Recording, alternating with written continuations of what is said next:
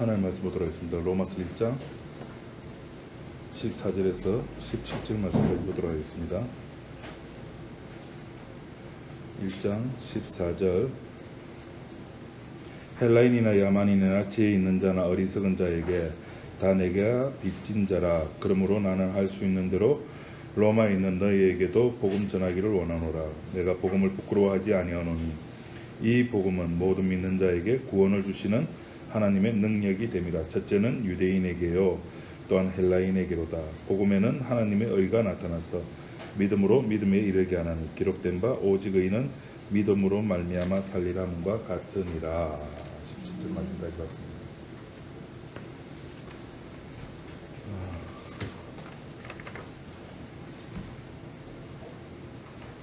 인간은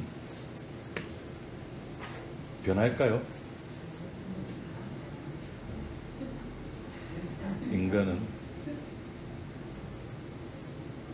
그런 말이죠. 검은 머리 짐승은 거두는 법이 아니라고. 그만큼 많이 배신한다는 이야기겠죠. 사람이 배신하는 게 아니라 돈이 배신하고. 근데 인간은 달라지면 천국 못 갑니다. 달라지면 안 됩니다. 그 모습 그대로 가지고 있어야지 자기가 누구인지 알게 되고 십자가가 무엇인지 깨닫게 되고, 그래서 주님 앞에 나갈 기회를 얻게 되는 겁니다. 그 주님 앞에 나갈 기회라고 하는 것을 우리들이 사용하는 언어로 바꾸자면은 사건이라 그럽니다. 그죠?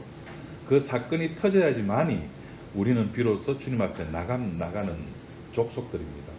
그러니까 사건이 안 터지면은 우리는 마냥 내가 착한 사람이고 내가 괜찮은 사람이고 내가 의인으로 생각하는 겁니다. 그 사건들을 가만히 주시를 해보면은 전부 다 우리들한테는 마이너스 되는 요소들이에요. 전부 다.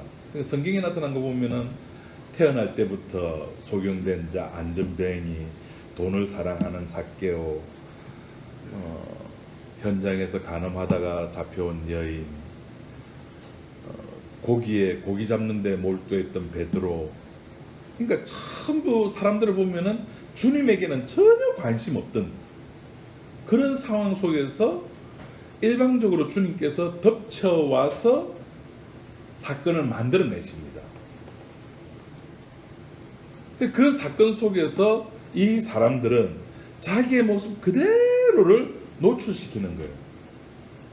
그러니까 그게 무슨 변명이라든지 내가 왜 이렇게 됐냐, 왜 나에게 이런 일이 생기느냐, 이건 말 한마디 없이 주님께서 주시는 그 덮치는 은혜, 덮쳐주는 은혜, 내가 지난 시간에 사용했던 말로 하면 들통나는,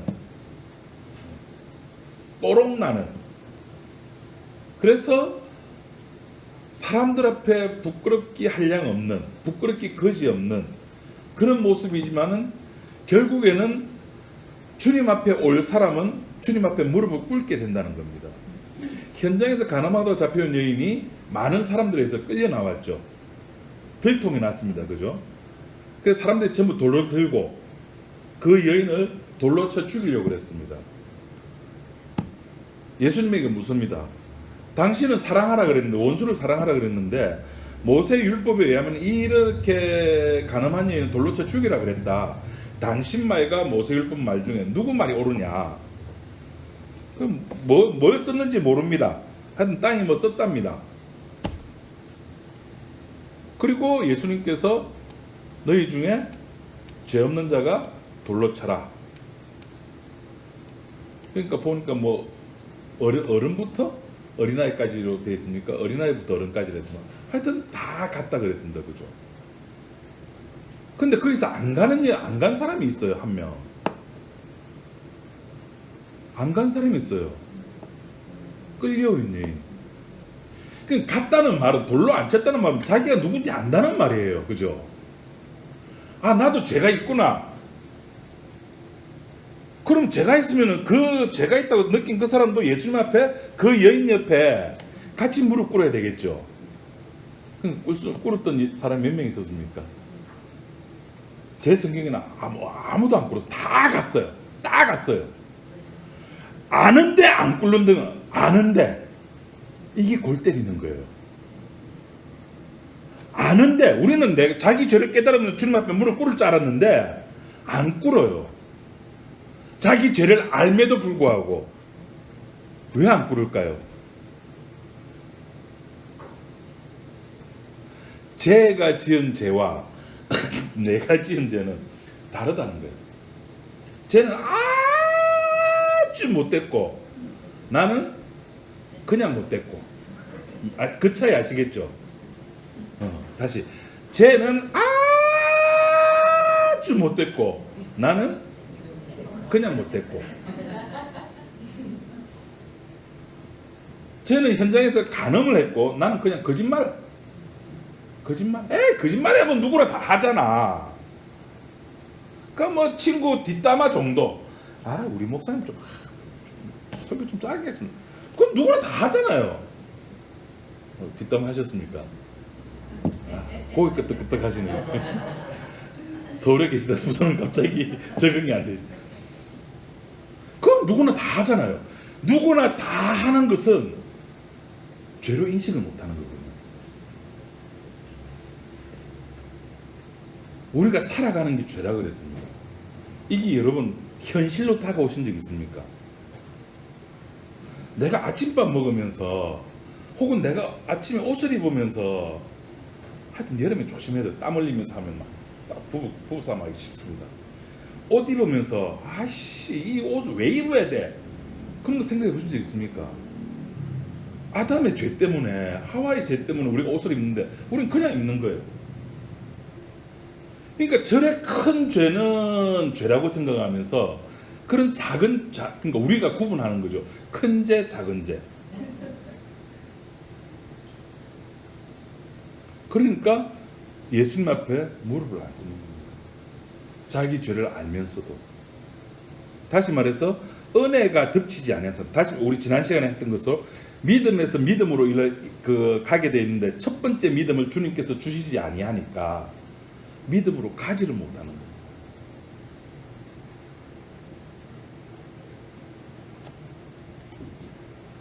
우리들이 현실적으로 살아가면서 현실에서 살아가는 삶에서 죄가 은혜가 나를 덮치고 죄가 은혜가 함께 나를 덮치는 순간에 우리는 알게 됩니다. 내 모습이 어떤 모습인지. 그런데 그게 상대적으로 거기에 동참을 못하는 거예요. 그 사건을 보면서 쟤는 저랬대. 쟤 저럴 줄 알았어. 그러니까 그 주변부만 뱅글뱅글 맴도는 거예요. 나는 저런지 안 졌는데, 나는 저런지 안 졌는데. 오늘 성경에 보면은 의인은 믿음으로 산다 그럽니다. 우리가 제일 많이 받는 질문, 목사님, 권사님, 집사님, 야 친구야, 그래 복음 알면 주님께서 다 해주지. 그럼 뭐 우리는 뭐 기도할 필요도 뭐 교회 갈 필요도 없고 전도할 필요도 없고 주님이 다 하시잖아. 그럼 우리는 뭐 하면서 살아? 어떻게 살아? 오늘 답이 나와요. 의인은, 택자는, 신자는 어떻게 한다고요? 믿음으로 사는 겁니다. 의인이라고 하는 것은 의를 만들어내는 자가 아니거든요. 의를 만들어내신 분 따로 존재해 계시죠. 우리들에게 믿음 주시는 분. 그분이 우리들에게 의를 제공해 주는 거거든요.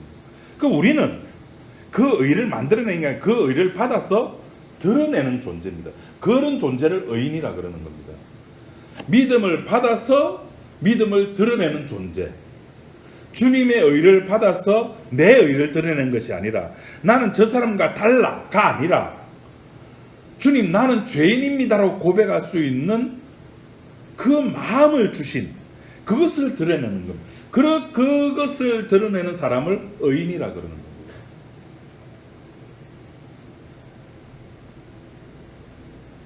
그래서 그렇게 의를 드러내는 사람은 어떻게 사느냐? 오늘 그 하박국 2장 4절에 있는 말씀을 인용해 가지고 이 로마서 바울은 이야기를 합니다. 보라 그의 마음은 교만하여 그의 속에서 정직하지 못하니라. 그러나 의인은 그 믿음으로 말미암아 살리. 해박국이란다. 하박국 하박국 2장 4절에 나오는 믿음은 의인은 그 믿음으로 말미암아 살리라라고 이야기를 합니다. 믿음으로 사는 겁니다. 그러니까 믿음으로 산다는 말은 내 거로 산다는 말이 아니에요. 그죠? 왜? 믿음은 내 속에서 나오는 거다, 안 나오는 거다? 안 나오는 거다. 믿음의 출처는, 믿음의 고향은 어디라고요? 저 위에. 저 위에서 떨쳐주는 그 은혜, 만나. 출애굽할 때 이스라엘 백성들이 농사를 지었습니까? 아니요. 오로지 하늘만 쳐다보는 거예요. 하늘에서 떨어지기를 기다리는 거예요. 뭐가? 만나가, 자기들의 양식이 떨어지기를 기다리는 거예요. 그래서 삼시세끼 꼬박 하늘을 쳐다보듯이 우리도 주님의 은혜를 갈망하면서 살아가는 존재라는 겁니다. 그것이 바로 의인이고, 그것을 떨어지는 그것을 바라보고 살아가는 존재를 믿음을 가진 사람, 믿음을 드러내는 존재. 그래서 의인은 그걸로 살아간다는 겁니다.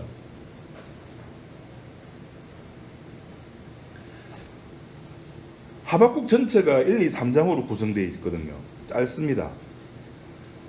하나님께서 의인은 믿음으로 말미암아 산다는 말을 하박국 선지자에게 하게 된 동기가 뭐냐면은, 하박국 선지자가 하나님 앞에 대놓고 불평불만을 내지릅니다. 하나님, 와 진짜 억울합니다. 뭐가? 왜 이 땅에 착한 사람이 그렇게 억압을 받고 못 살고 힘들게 살아가야 됩니까? 도대체 뭘 잘못했는데?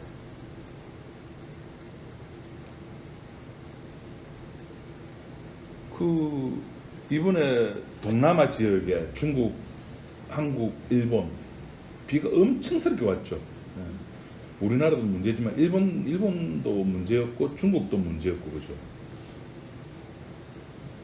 그렇게 수재를 경험한 사람들 중에 그 사람들이 전부 악한 사람이었을까요? 아니면 그 중에 개 중에 착한 사람은 한 명 정도 있었을까요? 왜 그렇게 돼야 됩니까? 라고 하소연하는 겁니다. 침묵이라는 기독교 소설이 있는데, 일본 메이지 유신 시대인가, 그때 일본 선교사로 갔던 사람이 선교를 하다가 예수를 믿던 사람들도 다 죽게 되고 결국에 자기도 죽게 될 입장에서, 하나님, 이런 상황에서 왜 침묵하고 계십니까? 당신의 아들이 이렇게 죽어가고 있는데 왜 하나님 당신은 침묵하고 계십니까? 라고 외쳤습니다. 여러분 그런 경험 없습니까? 왜 나에게 이런 일이 생기는가? 내가 도대체 뭘 잘못했는데? 주일날 꼬박꼬박 교회 나가지고 헌금하고 11조하고 기도하고 전도하고 내가 뭐 부족한 게 뭐가 있는데 왜 나에게 이런 징벌이 내려주십니까? 하박국은 그 당시 그 이방민족이 블레셋인가? 갑자기 생각이 안 나는데 이스라엘을 괴롭힙니다. 그래서 하나님께 기도하는 거예요.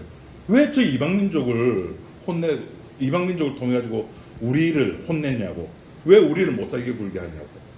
그래서 하나님 대답합니다. 골마, 내가 혼내줄 기다. 걱정 마라. 그러면서 하박국 3장 우리 한번 볼까요? 앞으로 좀 넘겨가지고 구약성경 하박국으로 우리 한번 보도록 합시다. 1304쪽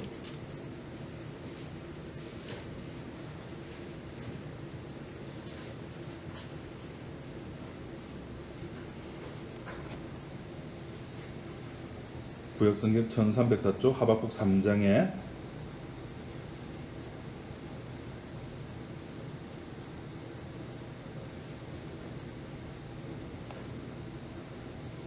1절, 시기온 옷에 맞춘 바 선지자 하박국의 기도라 이랬습니다.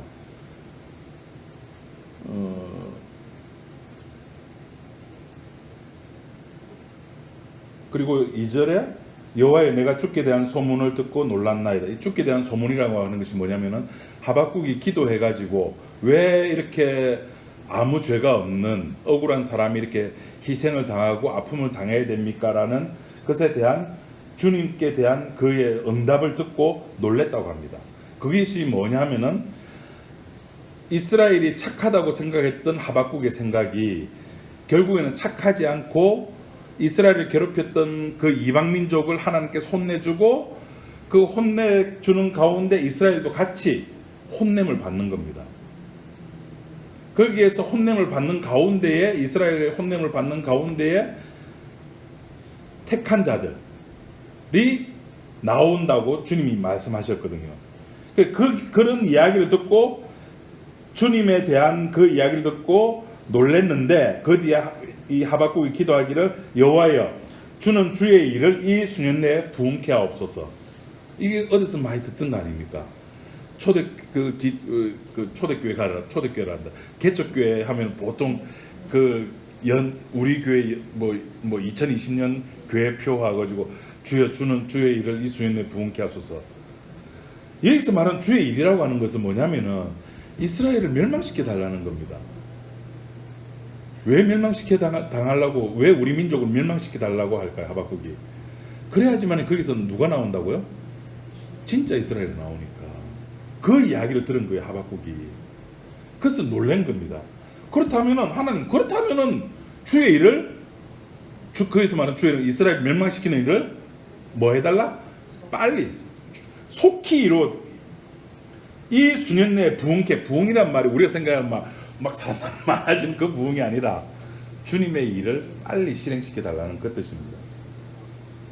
그러면서 하박국이 뒤에 기도하기를 그런 진노 중에, 이스라엘 멸망시키는 그 진노 중에라도 뭐를 잊지 말아 달라고요? 긍휼을 잊지 말아 달라고 이야기를 합니다.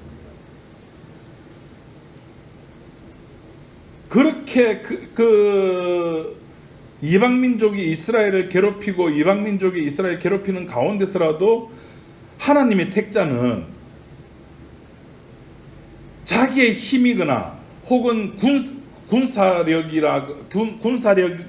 군사력으로 살아가고 경제력으로 살아가는 것이 아니라 의인은 믿음으로 살게 됐다. 그 믿음으로 살게 되는 그 사람들의 삶의 모습들이 16절에 나옵니다. 3장 16절에 내가 들었으므로 내 창자가 흔들렸고 그 목소리로 인해서 내 입술이 떨렸도다. 무리가 우리를 치러 올라오는 환난 날을 내가 기다림으로 내 뼈에 썩이는 것이 들어왔으며 내 몸은 내 처소에서 떨리는도다.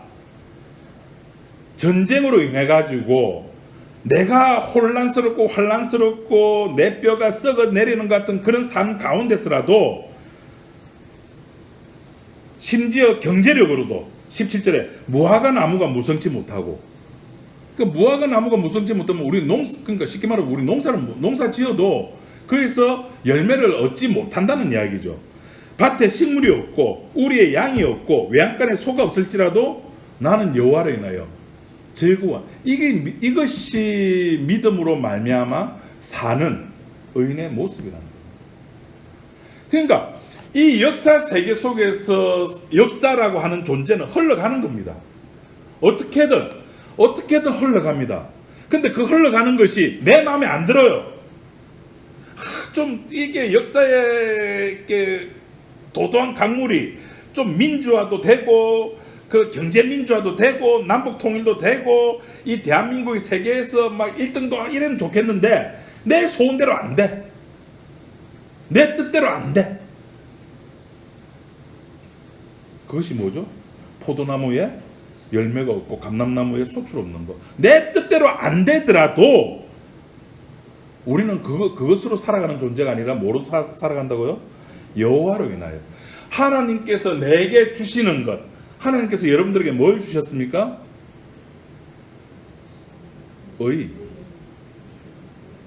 믿음을 주셨잖아요. 그걸로 살아가는 거예요. 목사님, 구원받고 나서 어떻게 살아갈까요? 믿음으로 살아가세요. 믿음으로 살아가는 것이 어떻게 살아가는 겁니까? 당신 속에 예수 그리스도가 있는 것으로 살아가라고요. 그 반대되는 사람들의 생각이 뭐냐면은 한 10년, 20년 전에 이렇게 한국 교회에 베스트셀러가 한번 그 휩쓸고 간 적이 있었는데, 휴거라는 책과 함께 예술하면 어떻게 했을까라는 그 소설책이 있었습니다.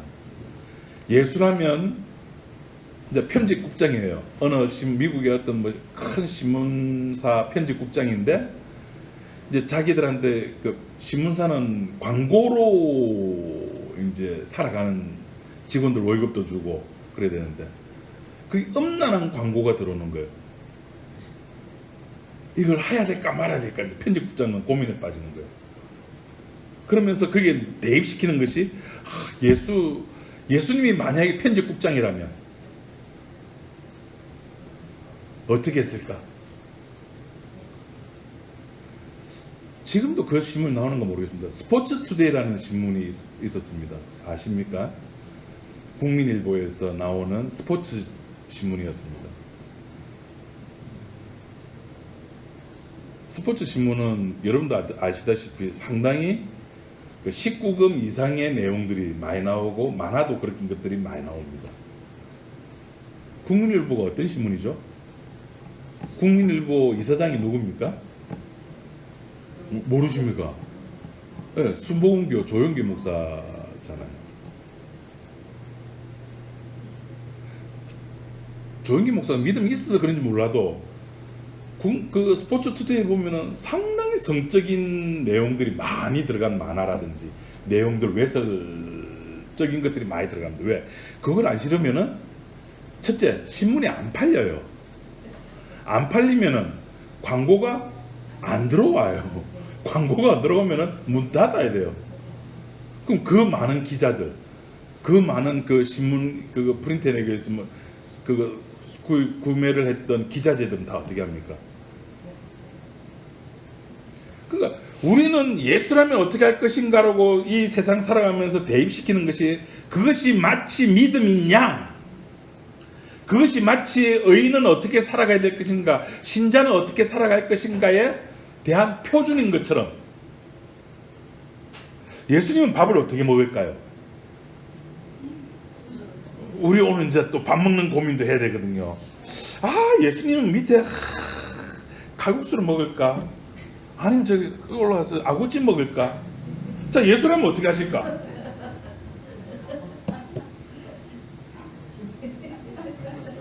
예수라면 청국장 먹을까? 이게 사람들이 예수라면 어떻게 할 것인가를 전부 자기 합리화하는 데 사용을 하는 겁니다. 자기가 한 결정이 주님한테 도움이 되고 내가 이렇게 결정함으로 말미암아 주님께서 나를 예뻐해 주실 거야 라고. 근데 주님은 이 세상을 이미 손을 놓으셨습니다. 이 세상에 관심이 없어요. 이 세상에 뭐 스포츠 투데이가 뭐 생기든 말든, 국민일보가 생기든 말든, 뭐 어저께 정광훈 목사 해가지고 뭐 이 대한민국이 기독교화 되고 뭐 차별금지법 그것이 뭐 없어져야 되고, 관심 없어요. 거기에 하나님의 관심은 오로지 어디에 있습니까? 아들밖에 없어. 아들. 하나님 저 이창섭 목사한테 관심 있을까요? 없어요. 그 서울에서 고생하는 김옥정 권사님한테 관심 있을까요? 없어요. 관심 없어요. 얼마나 착한 효녀입니까? 서울까지 올라가서 어머니 막 수발 들고 내려오시고. 관심 없어요. 우리 교회 부흥되는 거 관심 있을까요? 관심 없어요. 우리가 점심을 뭐 묵밥을 먹든 청국장을 먹든 칼국수를 먹든, 하나님의 관심은 오로지 아들밖에 없다니까요.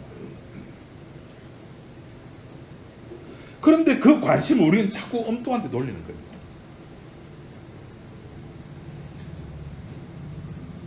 저희 아버지 최대 관심사가 요새 이제 당신의 삶을 80년을 살아왔으니까 서서히 이제 정리해 가는 것이 아버지의 이제 최대 소원이랍니다. 제가 그때 말씀드렸죠. 김대중 대통령이 그 노벨 평화상을 받고 받은 그 상금을 다 쓰지 못하고 가셨대요.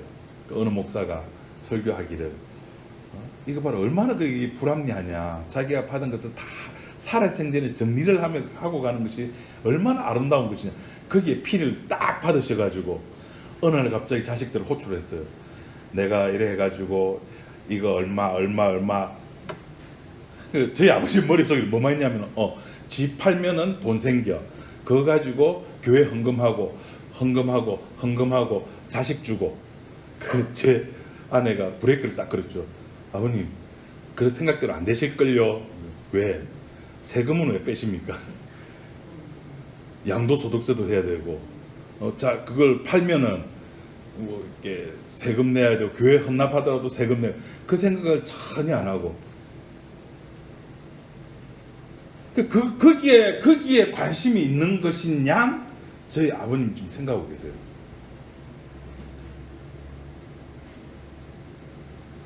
우리들의 삶에 우리들이 오른쪽으로 할까 왼쪽으로 할까 그게 주님 관심 있을까요? 주님 내 길 예비하시니 나 기뻐합니다. 여호와 이래. 그러니까 구약 성경에 나타난 그 하나님의 일을 하나님께서 자기를 드러내시기 위해서 벌였던 사건을 우리는 내 개인화 시켜버리는, 내 개인에게도 그 사건을 적용시켜버리는 겁니다. 하나님, 내 지금 이래 아픈데 어떻게 할까요? 어떻게 하기는? 병원 가야죠. 어느 병원 갈까요? 하나님을 붙여둬서 만들어요.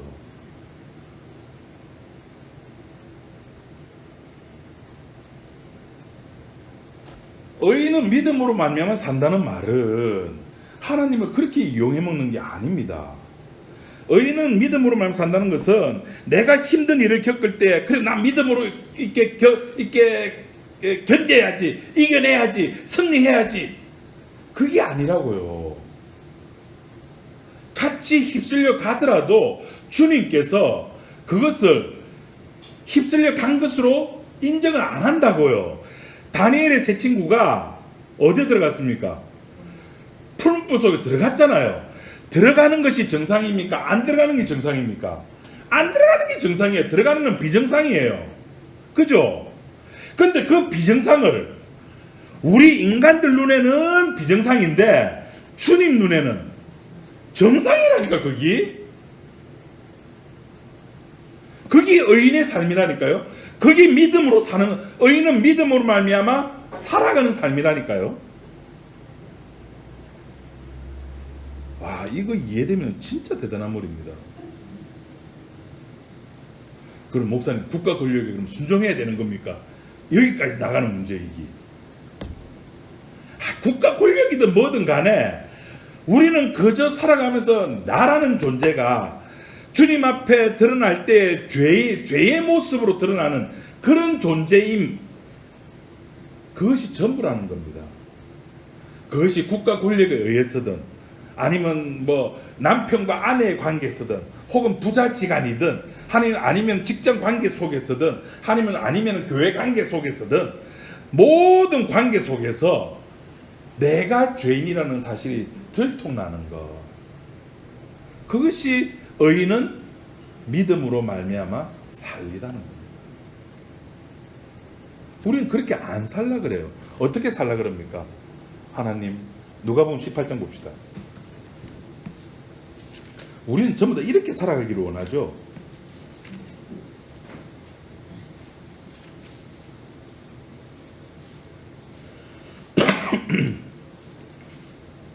누가복음 18장 10절 말씀에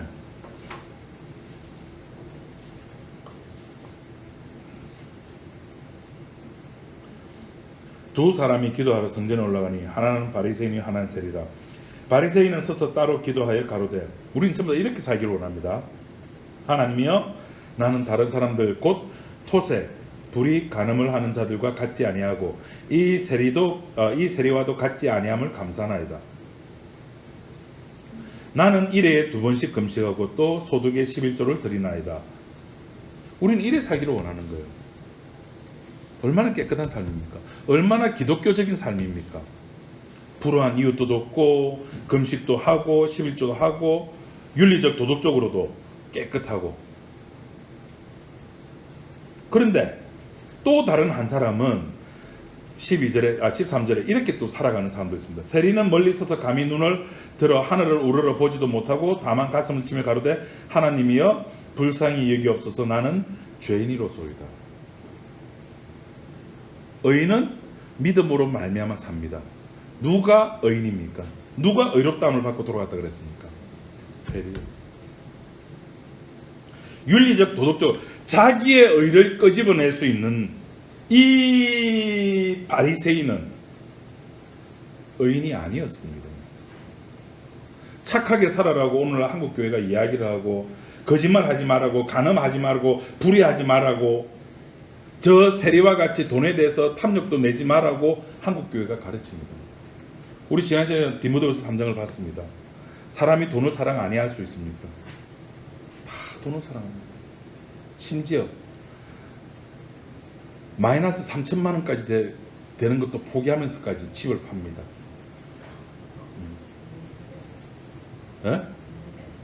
3천만 원 그 마이너스를 안 시키면 안 팔리니까. 저희 그래서 마이너스 3천만 원 손해보고 집을 팔았습니다. 그 계약서 썼습니다. 평수가 크니까 사는 사람이 없어요. 예, 1가구 2주택이 돼가지고.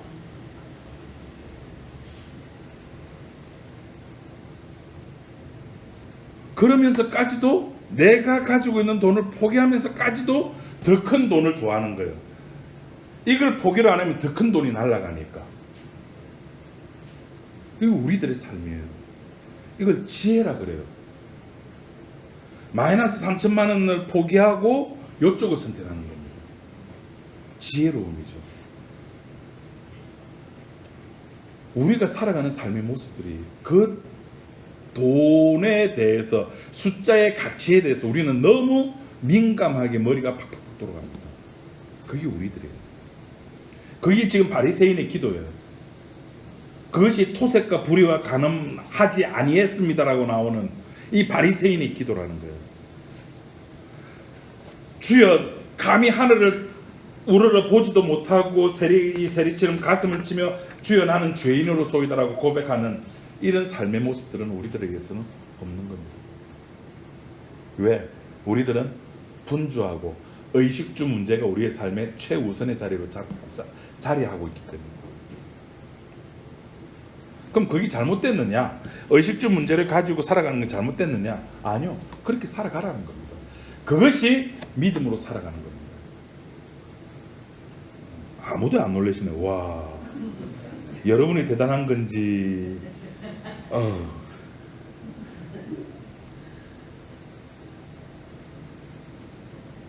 하나님께서는 우리들에게 의를 주신 게 아니죠. 하나님 우리들 의를 주신 거죠. 의인을 보내셨습니다. 예수님을 보내셔가지고 우리들에게 예수님 속에 있게 만드신 거죠. 근데 우리는 착각을 하는 겁니다. 내 속에 의인이 있느냐. 그래서 가톨릭에서는 그렇게 이야기합니다. 네가 예수를 믿었냐? 믿었다. 그럼 너 속에 있는 생명의 그 불씨, 여러분 SBS입니까? 그 정글의 법칙 혹시 가끔 보십니까? 정글의 법칙 보면은 그 불 피우는 거 보셨습니까? 부식돌 탁 해가지고 그 바짝 마른 나뭇잎이나 나뭇가지에다가 그 불 다루는 거 보죠. 조심 해가지고 불 피우는 거. 우리가 예수 믿는 순간에 우리 속에 생명의 씨앗이 들어오게 된다고 가르칩니다. 그럼 그 생명의 씨앗을 아주 조심스럽게 조심해가지고 잘 들어와서 열매 맺는 생명나무를 열매 맺을 수 있는 큰 나무로 우리가 만들어야 된다고 가르칩니다. 그걸 우리 개신교에서는 성화론이라고 합니다. 그 성화론이 주님께서 말씀하는 성경에 있는 내용과 합치하느냐? 합치 안 합니다. 좋은 열매냐 나쁜 열매냐, 좋은 고기냐 나쁜 고기냐는 열매에게 달렸습니까? 나무에게 달렸습니까? 나무입니다. 나무. 열매가 나는 좋은 열매 될래, 열매가 나는 나쁜 열매 될래, 자기가 선택을 못해요. 선택하는 것은 농부의 몫입니다. 좋은 고기인지 나쁜 고기인지 선택하는 것은 어부의 몫입니다.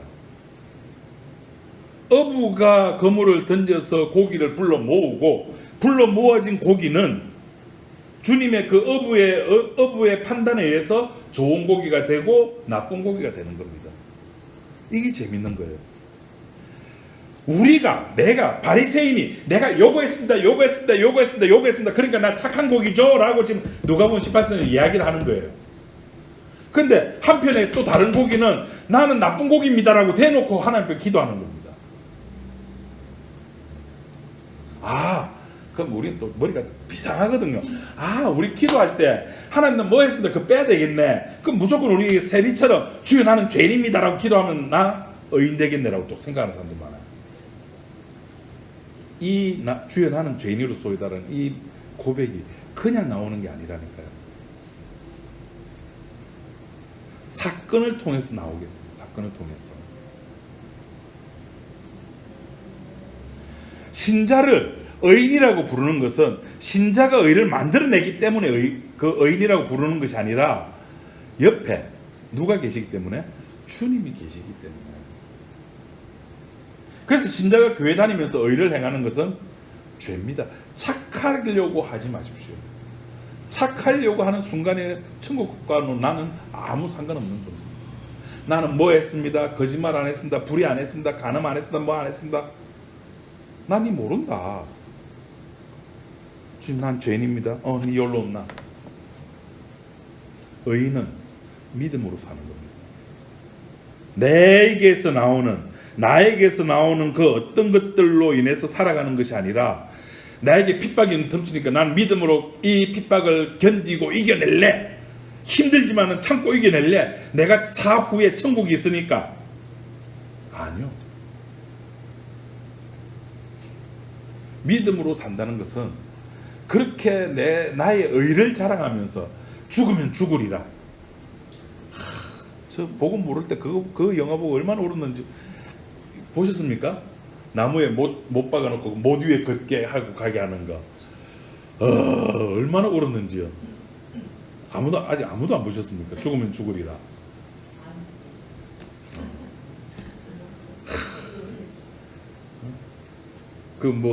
예수님 초상화 갖다 놓고 요거 밟고 지나가면은 살려줄게. 밟고 지나면 살려줄게. 안 밟고 지나면 내가 죽일 거야. 그때 오는 그 갈등. 자, 밟고 지나간다. 손 들어보십시오. 전 밟고 지나갑니다. 그거 아무것도 아니거든요. 그거 예수님 아니거든요. 여러분, 이게 예수입니까? 이건 심벌이에요. 심벌. 아무것도 아닙니다. 예수님 조상아 밟고 지나간다. 아무것도 아닙니다. 그러니까 우리는 그런 데다가 갖가지 의미를 부여를 하는 거예요. 거기에다 의미를 부여하니까 그거대로 살면은 저걸 안 밟고 지나가고 십자가를 집안에 모시고 예수님 사진을 걸고 옛날에 그런 거 한때 유행했습니다. 제2차 세계대전 때 종군 기자가 말을 타고 지나가는데 저기 설산이 있는데 사진을 찍었더만은 예수님의 얼굴이 나타나는데 믿음이 없는 사람은 안 보이고 믿음 있는 사람은 이렇게 예수님 얼굴 보인다 해가지고 그때 시험 든 사람들 많습니다. 아직도 예수님 얼굴 못 본 사람도 있을 거예요. 손 들어보세요. 못 보신 분. 못 봤네.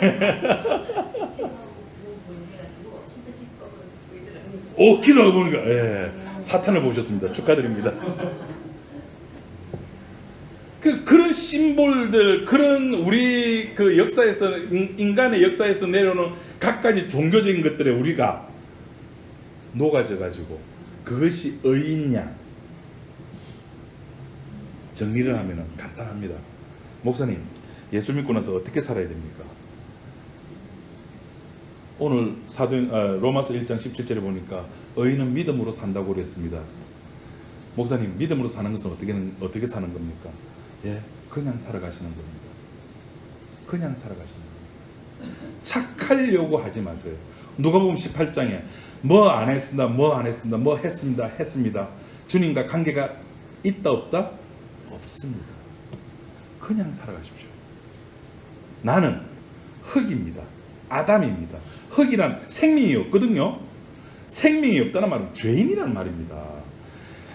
생명이 있을 때는 죄가 없을 때는 생명이 있었잖아요. 죄가 있음, 죄가 사람들 속에 들어감으로 말미암아 생명이 사라지고 흙으로 돌아가요. 그러니까 흙으로 돌아가는 삶을 살면 되는 거예요. 너는 흙으로 왔으니 흙으로 돌아가야 돼요. 우리는 흙으로 돌아가는 삶을 살면 되는 거예요. 뭐 맛있는 거 먹고 싶습니까? 맛있는 거 먹고 싶은데 아프리카에 사는 저 꼬맹이들은 이것도 못 먹으면서, 예? 그럼 먹지 마시고 뭐 유니세프 어디든 보내시면 됩니다. 보내시고 그걸 자랑하지 마세요. 그냥 보내면 됩니다.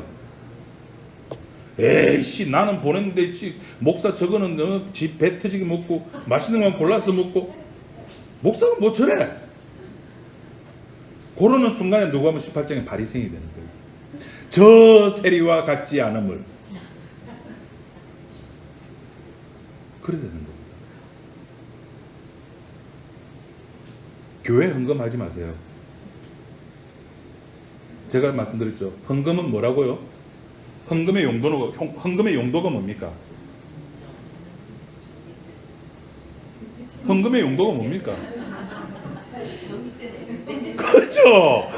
전기세 내고 수도세 내고 또 우리들 그 점심밥 먹는 게 그게 헌금이에요. 나의 형제들에게, 나의 자매들에게 공급을 해주는 겁니다. 자, 미래에 어떤 사람이 나의 형제가 될 수 있습니다. 나의 가족 중에, 나의 친척 중에. 그럼 그분을 향해서 돈을 쓰는 거, 그거 뭐죠? 헌금하는 겁니다. 가족을 위해서 쓰세요. 목사님, 우리 가족만 가족입니까? 목사님도 우리 가족입니다. 여기 어서 같이 식사합시다. 불러주면 저는 땡큐죠. 언제든지 달려갑니다. 언제든지 달려갑니다. 그 노래 가사가 그런 거 있죠. 불러만 준다면은 저는 막 어디든지 달려갑니다. 태평양을 건너 대서양을 건너 인도양을 건너서라도 저는 갑니다. 그게 헌금이에요. 우리 교회는 지금 재정이 차고 넘칩니다. 헌금하지 마세요. 예? 당분간은 몇 년 내로는 아직 힘들 겁니다. 몇 년 내로는. 장담컨대 지금 제가 들은 그 첩보에 의하면은 올 겨울에 예, 이게 좀 심한 게 또 올 거라고. 카드라 통신입니다. 카드라. 그러니까 신자는, 의인은 믿음으로 살아갑니다. 저한테 이제 더 이상 안 물으실 거죠? 목사님 어떻게 살아갈까요? 이제 안 물으실 거죠? 네, 그렇게 살아가시면 됩니다. 기도하겠습니다. 하나님 아버지, 우리가 살아가면서 감람나무의 소출도 없고 우리의 양도 없고 그렇게 살아가는 삶을 살아가지만은, 그래도 우리가 살아갈 수 있는 이유는 주님이 계시기 때문입니다. 나의 의가 아니라 주님께서 주신 그 의, 예수 그리스도 안에 있게 해주신 그 은혜, 그 믿음으로 말미암아 우리가 주님 앞에 나오게 되었습니다. 주님, 우리의 이 은혜를 우리가 무덤에 들어갈 때까지 깨달아 알게 하시고 그 깊이와 넓이를 우리가 그 속에 빠져서 우리 몸으로 체험하며 깨달으며, 그래서 주님을 찬양하지 않을 수 없는 그런 우리들이 될 수 있도록 인도하여 주옵소서. 예수님 이름으로 기도드립니다.